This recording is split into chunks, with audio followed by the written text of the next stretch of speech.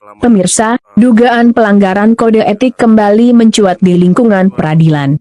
Seorang oknum jaksa di Pengadilan Negeri Medan dilaporkan ke Komisi Yudisial dan Mahkamah Agung atas dugaan pelanggaran dalam penanganan kasus pemerkosaan yang berujung kematian seorang pelajar.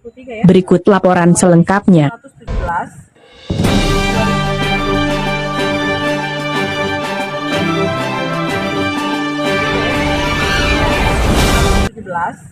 Ini 2024 sampai 2025 lah sekarang, Pitsus 64. Kasus pemerkosaan yang menimpa seorang pelajar putri berinisial PKS 14 tahun pada November 2023 silam masih menyisakan tanda tanya bagi keluarga korban. Mereka merasa keadilan belum sepenuhnya ditegakkan, meskipun pelaku telah divonis bersalah. Laporan ini diajukan oleh pengacara korban, Risdawati Huta Barat, SH, yang mendampingi orang tua korban, Udin Sagala. Mereka menilai ada kejanggalan dalam penanganan perkara, terutama terkait sikap jaksa berinisial RG. Jelaskan sedikit ya. Pada saat tahun 2023, Bapak jelaskan simpel aja. Perkenalkan, nama saya Udin Sagala. Saya selaku orang tua dari putri kandung saya, yaitu almarhum kasus pemerkosaan yang berujung kematian terhadap Kesia, anak saya, yaitu Boru Sagala. Saya di sini sebagai orang tua sangat tidak menerima keputusan dari hakim maupun jaksa penuntut umum yang tidak membela kami di dalam persidangan. Di dalam persidangan kami malah dipojokkan, seolah-olah kami ini sebagai pelaku, bukan sebagai korban di dalam persidangan. Izin Pak, apakah boleh kami melihat bukti-bukti yang ada? Bukti seperti apa itu Pak? Surat-surat atau apa?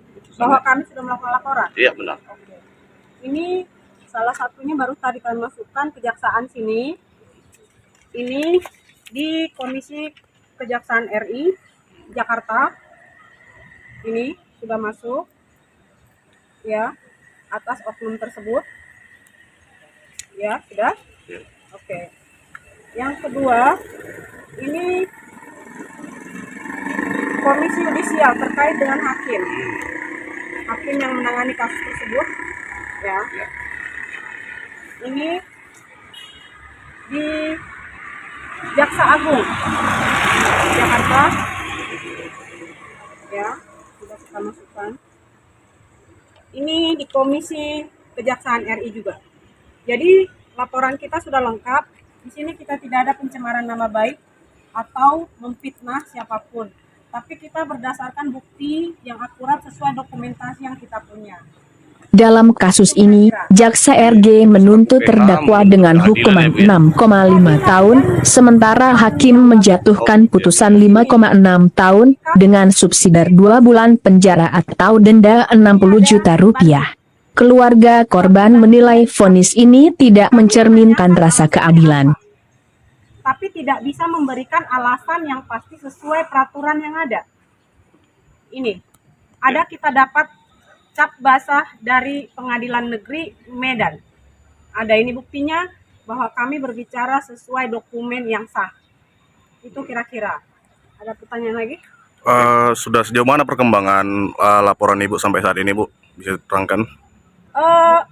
Kenapa kita melaporkan sekarang? Ceritanya agak menarik juga. Setahun kita diamkan ya Pak. Setahun kita seperti tidak ada jalan, otak seperti buntu. Mungkin inilah rencana Tuhan. Saya mendapatkan kasus tindak pidana anak dan jaksanya oknum yang sama. Tetapi perbedaannya, Bapak ini satu klien saya, sebutkan namanya Pak. Saya Simon Kamaran. Ya, orang tua dari pelaku lah kita bilang. Tapi perbedaannya di sini, ini anak dan korban sudah berdamai jauh sebelum dinyatakan P21. Ada juga dengan bukti surat Ibu perdamaiannya? Ada semuanya. Kebetulan saya mengantongi semua, cuman agak rumit nih membuka. Mungkin nanti bisa saya share ya. Siap. Oke, saya jelaskan dulu. Ini sudah berdamai sebelum P21, sebelum masih di kepolisian ya Pak. Masih di kepolisian sudah berdamai dan mau menikahkan. dan RJ tidak dilakukan oleh oknum jaksa tersebut, dan pledoi kami dikabulkan oleh hakim. Ya, itu kesimpulannya. Ini anaknya mati, diperkosa, dilecehkan. Mungkin dugaan kita lebih dari satu, tetapi ditetapkan hanya satu. Dan yang paling mengenaskan sekali, kenapa bandingnya dicabut? Tuntutannya 5 tahun 6 bulan ya, 5 tahun 6 bulan. dan denda 60 juta. Sedangkan ini yang berdamai ya 2 tahun 6 bulan, denda 800 juta. Dari mana uang siluman itu muncul? Dari mana peraturan itu muncul? Ini mati loh, mati anaknya. Seharusnya jaksa ada di pihak korban. Kenapa saya compare? Karena jaksanya sama. Kenapa ini saya compare dua-dua ini? Saya dari tersangka Tuhan kasih, saya dari korban Tuhan kasih. Posisinya berbeda. Berbedanya apa? Ini berdamai. Artinya hukum itu mencari kebenaran itu adalah saat para pihak berdamai, benar? Nah, ini apa? Kenapa? Sementara itu, upaya konfirmasi kepada jaksa RG tidak membuahkan hasil. Jaksa yang bersangkutan terkesan menghindari awak media. Untuk sementara kita Dari Medan, reporter Media Siber Nusantara, Arthur, melaporkan.